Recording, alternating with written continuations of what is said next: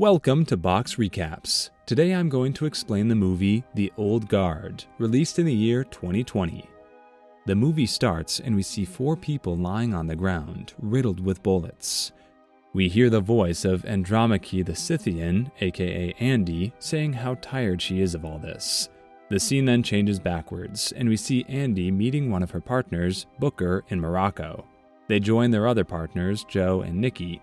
The 4 of them are immortal assassins who have lived for centuries.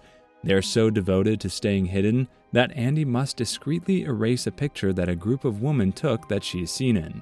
They are set to meet with an ex-CIA operative, James Copley, about whom Booker says that the man has been freelancing different kinds of jobs to their kind.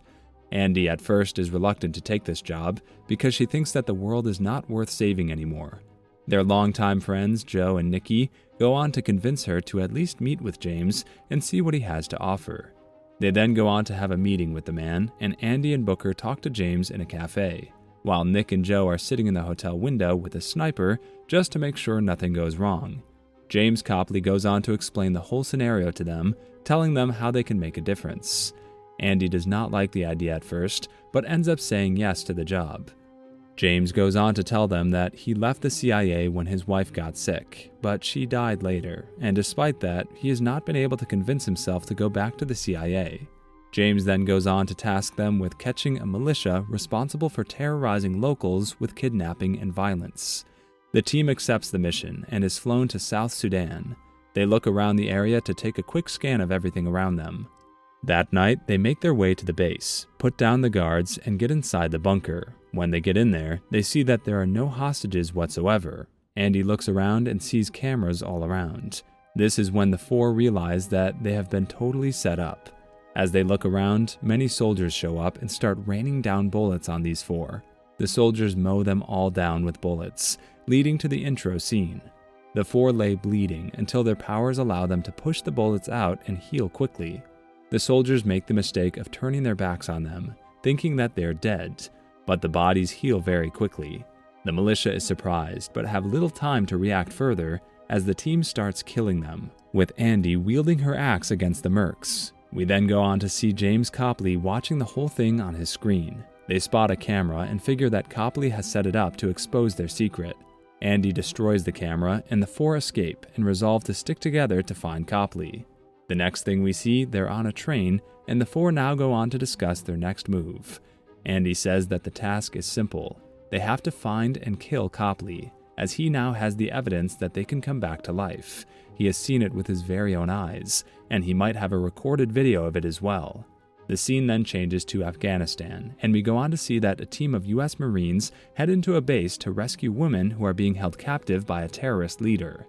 Niall Freeman leads the team in, and one of the women directs her to the target.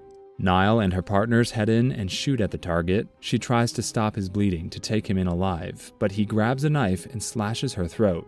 Niall's partner, Dizzy, goes to tend to her wound, as Niall appears to lose consciousness. As this happens, the 4 assassins experience the same vision of Niall together, realizing that there's another like them that is out there. They change course and head to find her.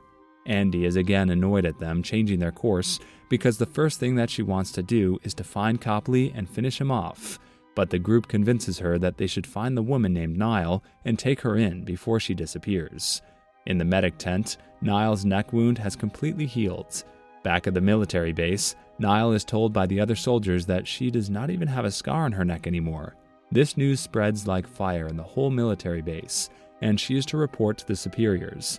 The superiors go on to take a look at her and are as much surprised to see that the woman does not even have a simple cut on her neck. She is then told that she will be sent off to Germany for further testing. Niall gets back to her tent and sees that her bags have already been packed up by her friends. The scene then changes to London, where we go on to see Copley attending a presentation from her employer, Merrick, who wants to have his company, Merrick Pharmaceuticals, potentially save millions of lives with their innovations. Merrick's presentation is for many donors sitting in front of him. He goes on to tell them that he has the technology to figure out how to end human disease and prolong the human's lifespan. All he needs is some strong investors. Merrick later on goes on to see Copley, and they talk about the 4 assassins right away, and Copley shows Merrick the footage of the assassins after the mission where Merrick sees the 4 of them coming back to life. And while he is impressed, Merrick wants hard physical proof for his experiments, as he goes on to add that if he shows this footage to anyone, they're just going to say that this whole thing has been edited, so the footage is not of much use to him. He further goes on to say that it would be great if Copley just had these 4 people captured and brought to him. The scene then changes to the military base in Afghanistan, where we go on to see that Nile is alienated by her teammates after the incident, after she is told she is to be sent to Germany for more tests, despite the fact that she does not want to go anywhere. She now sits in front of her tent as she awaits the helicopter that is to pick her up and take her to Germany. Before she is taken, Andy intercepts her and knocks out the other soldiers, before taking Nile with her. On the drive, she wakes up in a military vehicle that is being driven by Andy, who Nile tries to escape as she kicks the vehicle open from the back and drops herself down, but Andy stops the vehicle and steps out to shoot her in the head. She then waits for the woman to come back to life. Up until this point, Nile thought she might have been dreaming, but she now realizes that she really cannot die. When Nile is up and about again, Andy goes on to tell her that if she wants answers, she's gonna have to get back in the car. They then make it to an airbase, where a pilot takes them to France. After Andy falls asleep, she finds that Nile tied her arms to the plane and is trying to force her and the pilot at gunpoint to land the plane, or turn it around for that matter, because Nile does like what Andy has told her so far. Andy shoots the pilot and orders Nile to free her so that she can fly the plane. But it turns out to have just been a trick to get free, as the pilot was just playing dead. Andy and Nile then get into a fight as the pilot flies the plane. The flight goes on for a while, and ends up Andy subduing Nile. She then goes on to calm Nile down and convinces her to get on board with going to Paris. After landing in Paris, they make their way to an old church, where the rest of the group is waiting for them. They have dinner and try to get to know each other better. Nile is told what their team does and how their powers work, as well as the fact that they have lived through and even been involved in countless historical events. Andy explains that they can eventually die, but they never know when it could happen, or how it does, as they lost a fellow immortal warrior centuries earlier after his wounds never healed. Booker goes on to say that he thinks he became immortal back in the 18th century. Nikki and Joe tell her that they met at the Crusades back in the 12th century. Andy goes on to tell her that she is the oldest of them all, but she does not really know how old she is. All of them then decide to call it a night and go to bed, except Andy, who sits in her chair in the living room. At night, Nile wakes up, startled, after telling the guys she saw a vision of a woman trapped in an iron coffin in the middle of the sea, and the woman was screaming and thrashing about. Booker tells her that the woman was a former partner of theirs, Quinn, who was the first of the immortals that Andy found. They were great friends and partners until they were captured and continuously killed by people who thought they were inhuman. They were then caught as witches, and when the townsfolk tried to hang them, they kept coming back to life, and this just confirmed the suspicions of the people of the town. They then started thinking of other ways to get rid of them.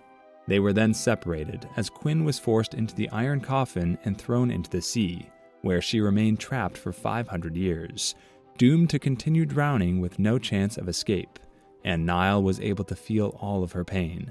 Andy and Nile then go outside and go on to talk about how hard it is to leave their loved ones behind in order to be able to live their new lives. As the two talk, they go on to hear soldiers approaching outside the church and realize that James Copley must have found out where they've been hiding.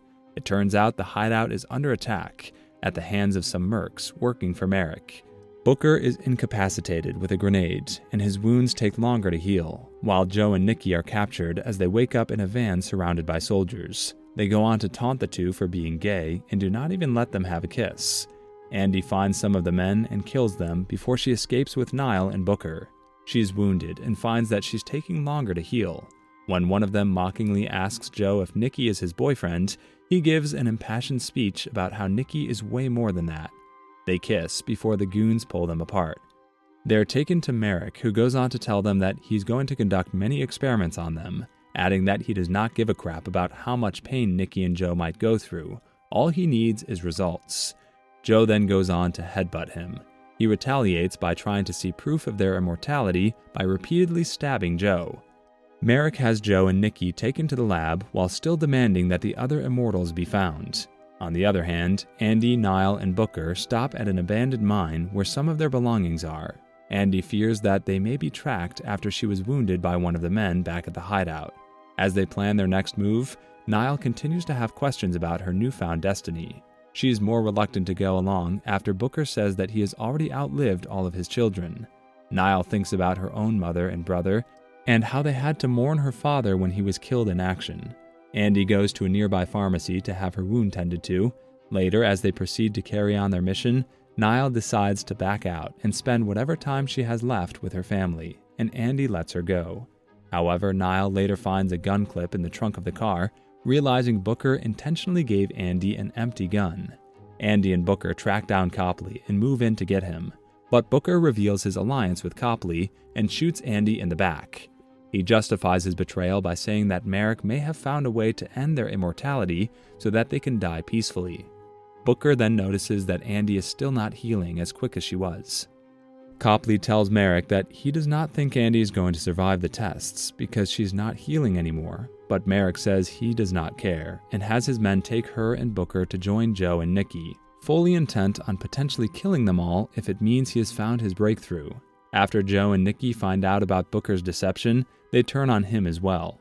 James Copley again goes to Merrick and tells him that he does not think Andy is mortal anymore, and if she does not survive this testing, it will mean murder, and he does not support murder at all.